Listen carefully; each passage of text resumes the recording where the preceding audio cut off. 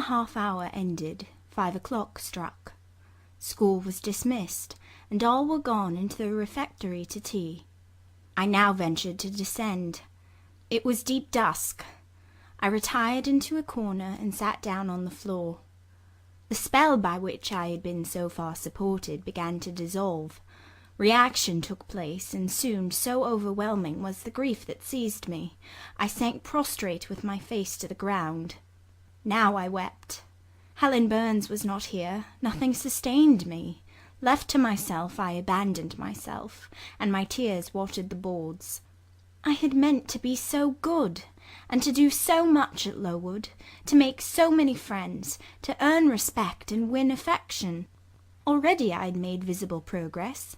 That very morning I had reached the head of my class. Miss Miller had praised me warmly. Miss Temple had smiled approbation. She had promised to teach me drawing and to let me learn French if I continued to make similar improvement 2 months longer. And then I was well received by my fellow pupils, treated as an equal by those of my own age, and not molested by any. Now here I lay again, crushed and trodden on, and could I ever rise more? Never, I thought, and ardently I wished to die. While sobbing out this wish in broken accents, someone approached. I started up. Again Helen Burns was near me. The fading fires just showed her coming up the long vacant room. She brought my coffee and bread. "Come, eat something," she said, but I put both away from me, feeling as if a drop or a crumb would have choked me in my present condition. Helen regarded me, probably with surprise. I could not now abate my agitation, though I tried hard. I continued to weep aloud. She sat down on the ground near me, embraced her knees with her arms, and rested her head upon them. In that attitude she remained silent as an Indian. I was the first who spoke. Helen, why do you stay with a girl whom everybody believes to be a liar? "Everybody, Jane? Why, there are only 80 people who have heard you called so, and the world contains hundreds of millions." But what have I to do with millions? The 80 I know despise me. "Jane, you are mistaken. Probably not one in the school either despises or dislikes you. Many, I'm sure, pity you much." How can they pity me after what Mr Brocklehurst has said? "Mr Brocklehurst is not a god, nor is he even a great and admired man. He is little like her. He never took steps to make himself liked. Had he treated you as an special favourite, you would have found enemies, declared or covert, all around you. As it is, the greater number would offer you sympathy if they dared. Teachers and pupils may look coldly on you if they dare to, but friendly feelings are concealed in their hearts, and if you persevere in doing well, these feelings will ere long appear so much the more evidently for their temporary suppression. Besides, Jane—" She paused. "Well, Helen," said I, putting my hand into hers. She chafed my fingers gently to warm them, and went on. "If all the world hated you, and believed you wicked, while your own conscience approved you, and absolved you from guilt, you would not be without friends." "No, I know I should think well of myself, but that is not enough. If others don't love me, I would rather die than live. I cannot bear to be solitary and hated, Helen. Look here. To gain some real affection from you, or Miss Temple, or any other whom I truly love, I would willingly submit to have the bone of my arm broken, or to let a bull toss me, or to stand behind a kicking horse and let it dash its hoof at my chest." "Hush, Jane. You think too much of the life of human beings. You are too impulsive, too vehement. The sovereign hand that created your frame, and put life into it, has provided you with other resources than your feeble self, or than creatures feeble as you. Besides this earth, and besides your race of men, there is an invisible world and a kingdom of spirits. The world is round us, for it is everywhere, and those spirits watch us, for they are commissioned to guard us, and if we were dying in pain and shame, if scorn smote us on all sides, and hatred crushed us, angels see our tortures, recognize our innocence, if innocent we be, as I know you are of this charge, which Mr Brocklehurst has weakly and pompously repeated, at second hand from Mrs Reed, for I read the sincere nature in your ardent eyes, and in your clear front. And God waits only the separation of spirit from flesh to crown us with full reward. Why then should we ever sink overwhelmed with distress, when life is so soon over, and death is so certain an entrance to happiness, to glory?" I was silent. Helen had calmed me, but in the tranquillity she imparted there was an alloy of inexpressible sadness. I felt the impression of woe as she spoke, but I could not tell whence it came, and when, having done speaking, she breathed a little fast and coughed a short cough, I momentarily forgot my own sorrows to yield to a vague concern for her. Resting my head on Helen's shoulder, I put my arms round her waist. She drew me to her, and we reposed in silence. We had not sat long thus when another person came in. Some heavy clouds, swept from the sky by a rising wind, had left the moon bare, and her light, streaming in through a window near, shone full both on us and on the approaching figure, which we at once recognized as Miss Temple. "I came on purpose to find you, Jane Eyre," said she. "I want you in my room, and as Helen Burns is with you, she may come too." We went. Following the superintendent's guidance, we had to thread some intricate passages and mount a staircase before we reached her apartment. It contained a good fire and looked cheerful. Miss Temple told Helen Burns to be seated in a low armchair on one side of the hearth, and herself taking another, she called me to her side. "Is it all over?" she asked, looking down at my face. "Have you cried your grief away?" I am afraid I never shall do that. "Why?" Because I have been wrongly accused, and you, ma'am, and everybody else will now think me wicked. "We shall think you what you prove yourself to be, my child. Continue to act as a good girl, and you will satisfy us." Shall I, Miss Temple? "You will," said she, passing her arm round me. "And now tell me, who is the lady whom Mr Brocklehurst called your benefactress?" Mrs Reed, my uncle's wife. My uncle is dead, and he left me to her care. "Did she not then adopt you of her own accord?" No, ma'am. She was sorry to have to do it, but my uncle, as I have often heard the servants say, got her to promise before he died that she would always keep me. "Well now, Jane, you know, or at least I will tell you, that when a criminal is accused he is always allowed to speak in his own defence. You have been charged with falsehood. Defend yourself to me as well as you can. Say whatever your memory suggests is true, but add nothing and exaggerate nothing." I resolved in the depth of my heart that I would be most moderate, most correct, and having reflected a few minutes in order to arrange coherently what I had to say, I told her all the story of my sad childhood. Exhausted by emotion, my language was more subdued than it generally was when it developed that sad theme, and mindful of Helen's warnings against the indulgence of resentment, I infused into the narrative far less of gall and wormwood than ordinary.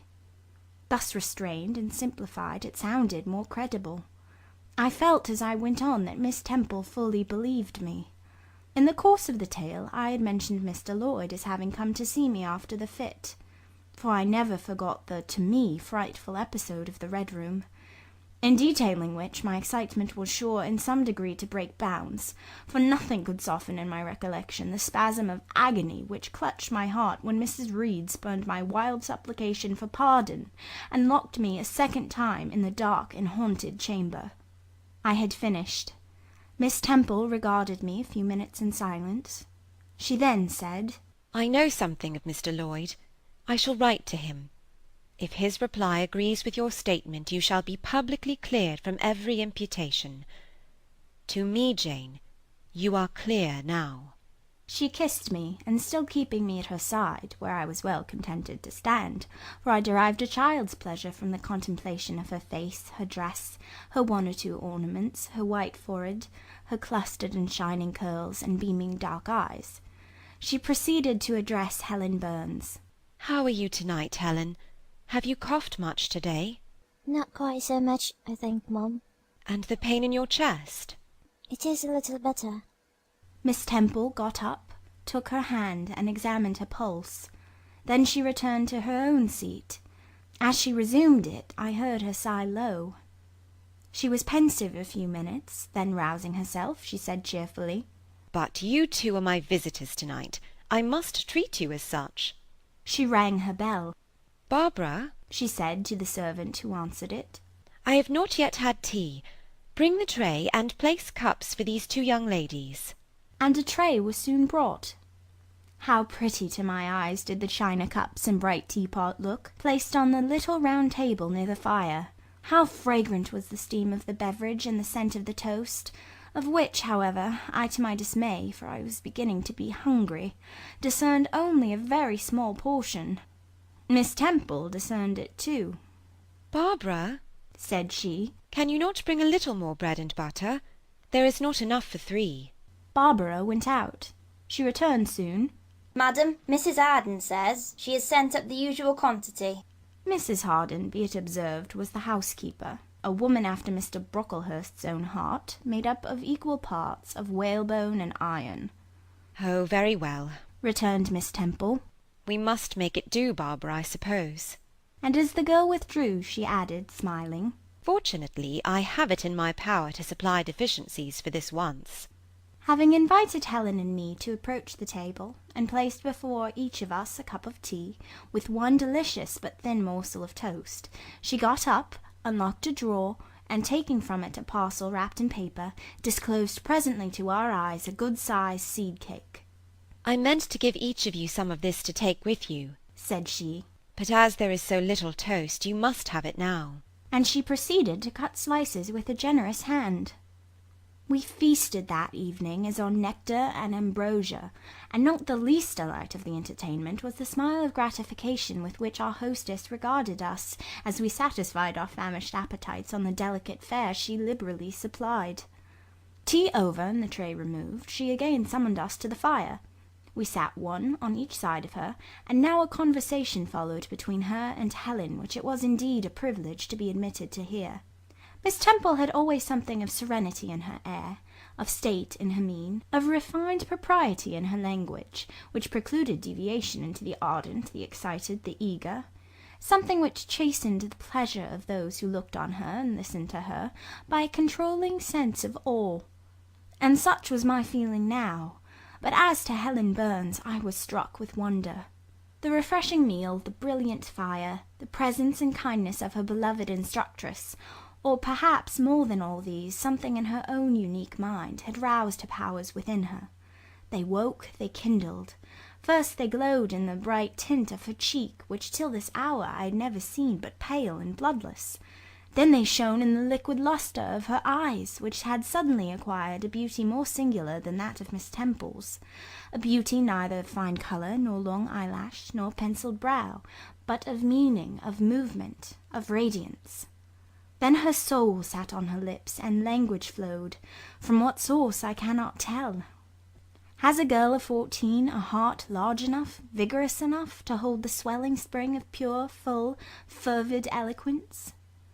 Such was the characteristic of Helen's discourse on that, to me, memorable evening. Her spirit seemed hastening to live within a very brief span as much as many live during a protracted existence. They conversed of things I had never heard of nations in times past, of countries far away, of secrets of nature discovered or guessed at. They spoke of books, how many they had read, what stores of knowledge they possessed. Then they seemed so familiar with French names and French authors. But my amazement reached its climax when Miss Temple asked Helen if she sometimes snatched a moment to recall the Latin her father had taught her, and taking a book from a shelf, bade her read and construe a page of Virgil. And Helen obeyed, my organ of veneration expanding at every sounding line. She had scarcely finished ere the bell announced bedtime. No delay could be admitted. Miss Temple embraced us both, saying as she drew us to her heart, "God bless you, my children." Helen she held a little longer than me. She let her go more reluctantly. It was Helen her eye followed to the door. It was for her she a second time breathed a sad sigh. For her she wiped a tear from her cheek. On reaching the bedroom, we heard the voice of Miss Scatcherd. She was examining drawers. She had just pulled out Helen Burns's, and when we entered, Helen was greeted with a sharp reprimand, and told that tomorrow she should have 6 of untidily folded articles pinned to her shoulder. "My things were indeed in shameful order," murmured Helen to me in a low voice. "I intended to have arranged them, but I forgot." Next morning Miss Scatcherd wrote in conspicuous characters on a piece of pasteboard the word slattern, and bound it like a phylactery round Helen's large, mild, intelligent, and benign-looking forehead. She wore it till evening, patient, unresentful, regarding it as a deserved punishment. The moment Miss Scatcherd withdrew after afternoon school, I ran to Helen, tore it off, and thrust it into the fire. The fury of which she was incapable had been burning in my soul all day, and tears, hot and large, had continually been scalding my cheek, for the spectacle of her sad resignation gave me an intolerable pain at the heart. About a week subsequently to the incidents above narrated, Miss Temple, who had written to Mr. Lloyd, received his answer. It appeared that what he said went to corroborate my account. Miss Temple, having assembled the whole school, announced that inquiry had been made into the charges alleged against Jane Eyre, and that she was most happy to be able to pronounce her completely cleared from every imputation. The teachers then shook hands with me and kissed me, and a murmur of pleasure ran through the ranks of my companions. Thus relieved of a grievous load, I from that hour set to work afresh, resolved to pioneer my way through every difficulty. I toiled hard, and my success was proportionate to my efforts. My memory, not naturally tenacious, improved with practice. Exercise sharpened my wits.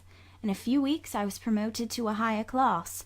In less than 2 months I was allowed to commence French and drawing. I learned the first 2 tenses of the verb être, and sketched my first cottage, whose walls, by the by, outrivalled in slope those of the Leaning Tower of Pisa, on the same day.